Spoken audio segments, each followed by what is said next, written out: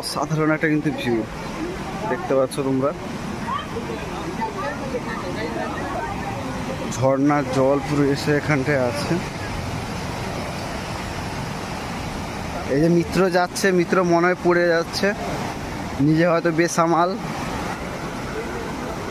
চলো ঝর্ণার জলটা একটু তোমাদের দেখাই। দেখতে পাচ্ছ, আর সত্যি কথা বলতে গেলে অসাধারণ লাগছে পুরো।